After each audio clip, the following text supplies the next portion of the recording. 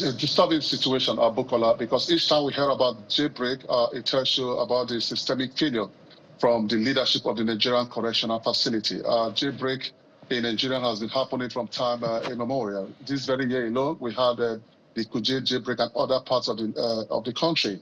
It has to deal with infrastructural design, because if you're given the privilege, or if you are the DG of the Nigerian Correctional Center, you are not there for fashion, or you're not there to just keep looking at the facility.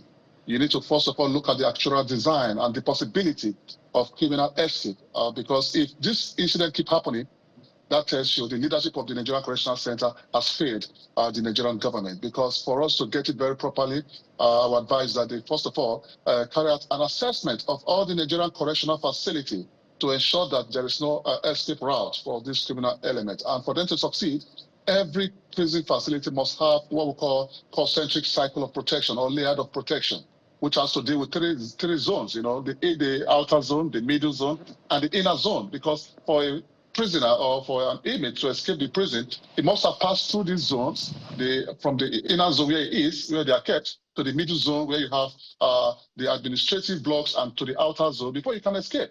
But here we have these guys just escape like that, as if they are living in a bungalow or they are living in a two-bedroom flat. No, if this keep on happening, I tell you, they are endangering the life of the Nigerian people, because one or two inmates might go back to revenge. And that is why we also need to start looking at the escape design, because when we talk about security, yes, when crime occur, for you to curtail crime, there's what we call opportunity.